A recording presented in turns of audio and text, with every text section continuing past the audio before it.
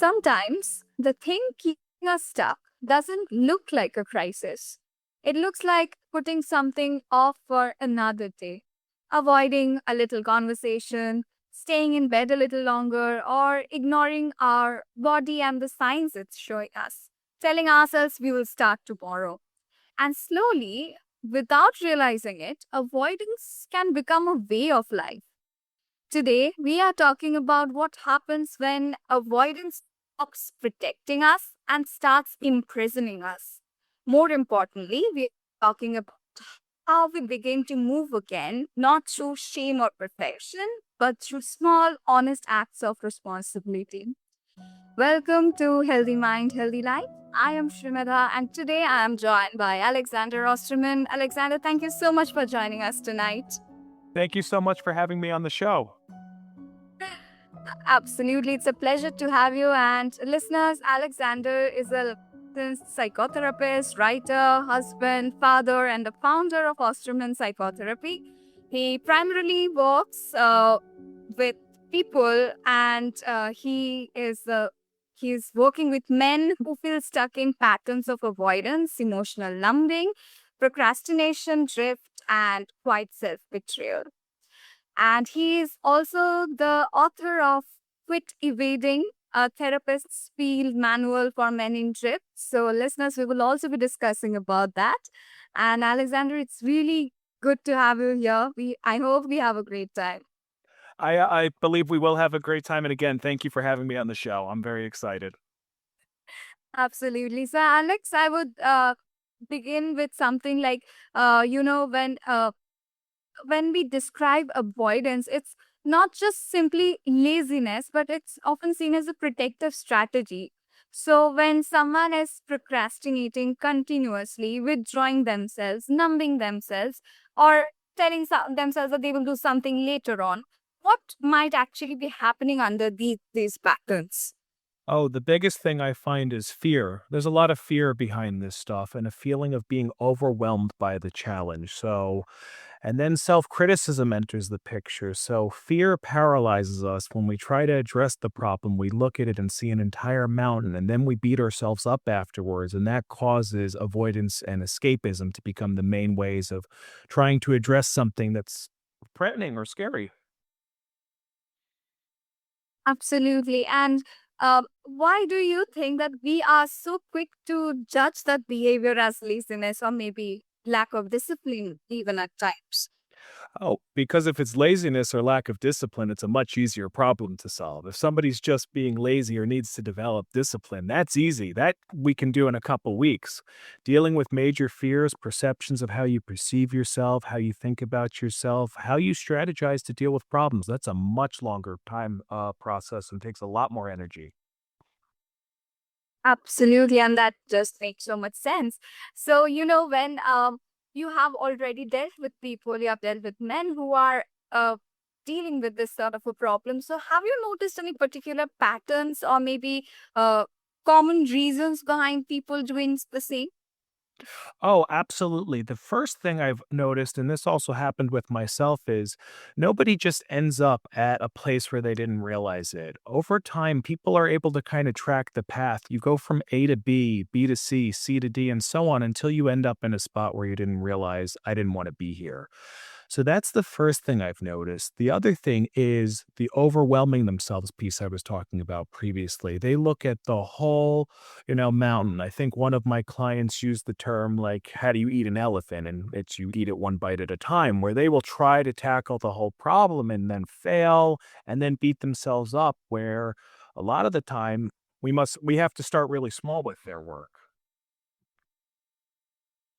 Absolutely. And since we are talking about healthy mind, healthy life, how do we bring this into our everyday life? Because it's so very connected. So, how does chronic avoidance show up in our everyday life? Maybe in our actions or maybe signs that our body is trying to show us? Mhm. So the most obvious thing are those small little tasks that could take 5 minutes, 10 minutes, 20 minutes max. Heck, some of those tasks take a minute, like making your bed, but it's those things that we say, I'll do later. If you find yourself, well, it's understandable. If you're in the middle of doing something, clearly you're not procrastinating. But if you're sitting down and you're looking at something that you know you need to handle and you're saying, I'll do it later, that's usually a sign. We see it in those ways. That little voice that we have in our head that says, I really need to work on that. And then we try to distract ourselves from it. It shows up like that daily. And it always starts with that voice and identifying when do I have that voice that says I'll do it later? And then instead of allowing that to be something that leads to procrastination, that being a sign, oh, that means I'm going to act on this right now. And then doing so, that starts to create the relief through action, not relief through avoidance and escapism, which is very healthy and needs to be practiced daily. Absolutely. And I think it's safe to say, since you mentioned that identification is the first step to put an end to this. So if we consider that first step, what would you say is the second step? The second step is coming up with a plan. If we identify that there's a problem, we step into problem solving. A lot of times, and in particular with men, they start to worry when they have something going on with them emotionally. They think, oh my God, what's wrong with me? Why am I feeling this way? I'm not supposed to. I'm a man. I'm not supposed to have these feelings. I try to work with my male clients to say, well, this is a sign that there's a problem going on, not a problem with who you are. There's a problem in your life right now. And let's break into problem solving mode. So once we've identified, let's go to the drawing board and let's start figuring out some strategies that might help us work through this. Absolutely. And Alex, since you brought up the context of your male clients, so how do you think this differs for males and females? Maybe certain reasons and patterns. So I primarily, I'll be speaking from a male, so I won't be able to speak entirely for my female clients, but I do have a few female clients, although I do predominantly work with men.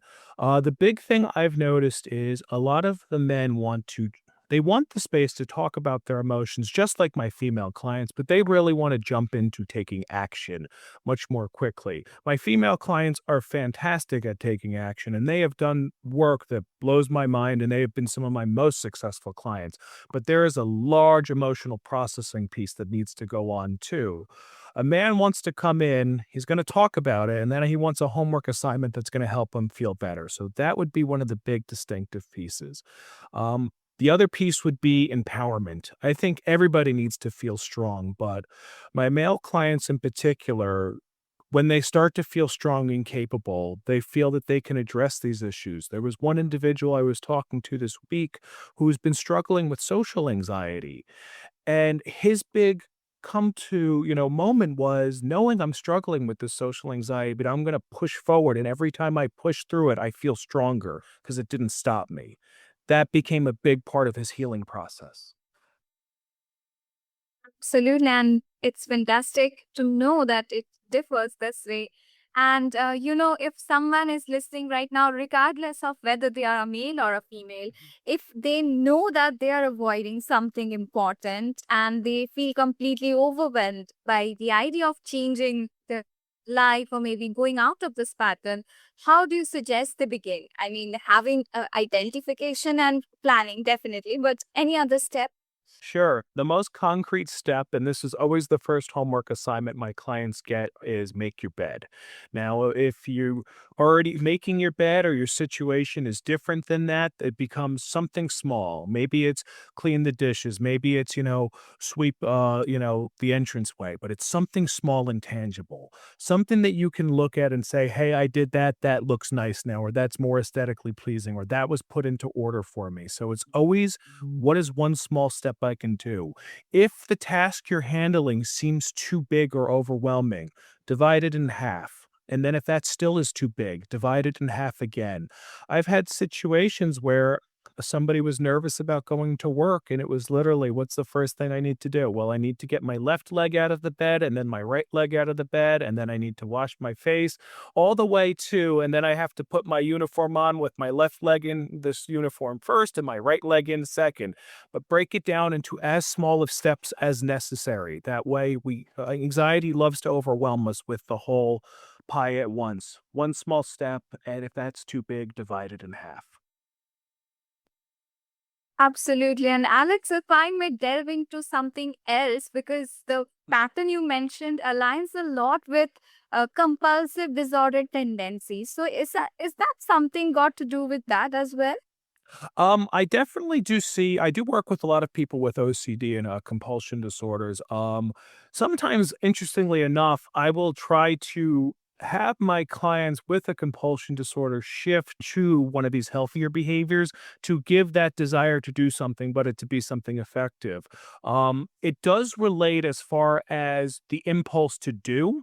So it does overlap in that way. The big difference would be it's leading to a productive human being, where a disorder is it's been taken to a point where it's too much of an extreme. We all feel sad at a certain point. It's only when it hits a particular level it becomes depression. We all worry about things, but it's only at a particular point it becomes anxiety. So, does it become compulsive? Yes, but that's also part of what we're working with. Now, as you said, if it interferes with somebody's ability in their relationships, work, life, because they didn't make the bed that day, we might have a little bit of a compulsion problem or disorder at that point. Absolutely, and that's a lot of clarity and distinction to look at it that way. And Alex, you have lived through your own period of reconstruction, and you have spent years helping people rebuild theirs. So, how do you think taking responsibility actually looks like when someone has spent a long time avoiding life? So yes, from my own experience, let alone my work, it is one small step you're proud of, coupled with the idea of you might not see the whole picture now. You might have to simply know that you're doing something slightly differently than you did before, and having faith in that. Having faith that because I'm doing something a little bit differently and I took this new step, things might change. And then eventually you're able to look back and say, instead of where am I going, hey, this used to be really hard for me. And now I do this every day or every week. I wonder what will happen if I start doing this thing that I'm having a hard time with. This will eventually become something I do daily or weekly. So just knowing that it's doing something different than what you were doing previously and having faith that doing something different than what you were doing previously will lead to a very different direction or a different place in life at one point. Absolutely, and that's a great place to start. And since you mentioned repeatedly that it's always in the small steps that we should acknowledge the bigger change follow automatically. So, but what happens when someone is trying to change, but then again falls back to the old patterns and feels like they have failed again because change cannot be very linear and constant. Exactly, you hit the nail on the head. Change is not linear. It can't be linear. So we should almost expect step backs, fallbacks. You take two steps forward, you take one step back. You're still a step ahead. It's normal. It's going to happen. There will be times that you take two steps forward and three steps back. That happens too.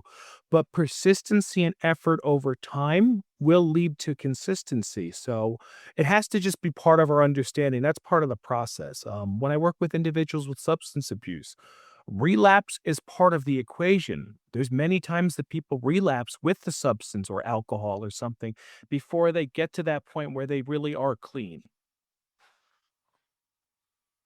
Absolutely. And I think uh, that's the whole point, that avoidance can feel like relief in the moment, but over time it can quietly move us away from the life we actually want.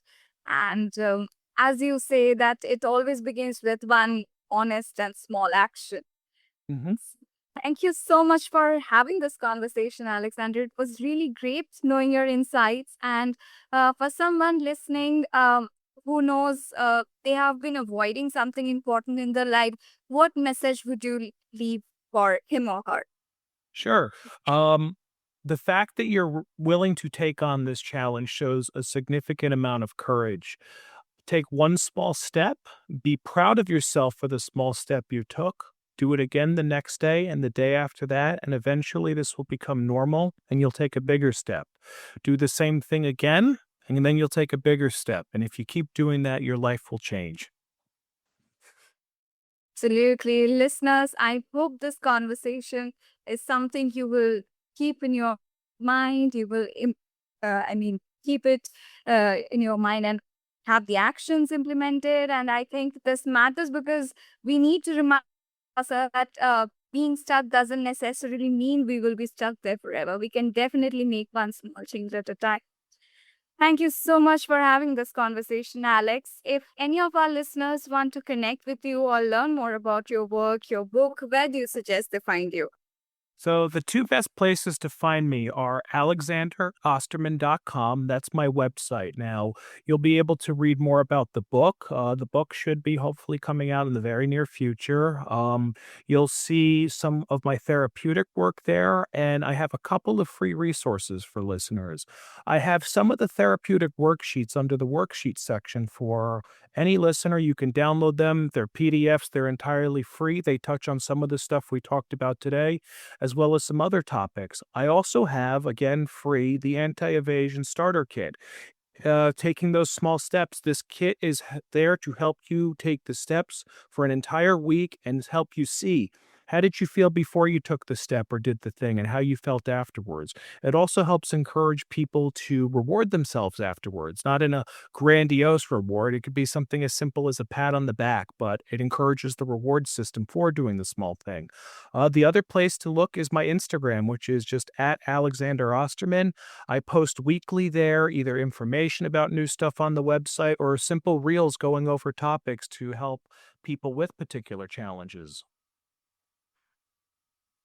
Thank you so much, Alexander. And to our listeners, I would definitely recommend you go have a look, check the website, download the sheets, and I'm sure it will be of much help to you all. Thank you, Alex, for joining us on Healthy Mind, Healthy Life. Thank you so much for having me on the show. I really enjoyed our discussion. Absolutely. And to our listeners, please take care of your mind, take care of your body, and most importantly, do not abandon yourself in the moments when life feels a little difficult. We will meet you in the next conversation. Till then, take care.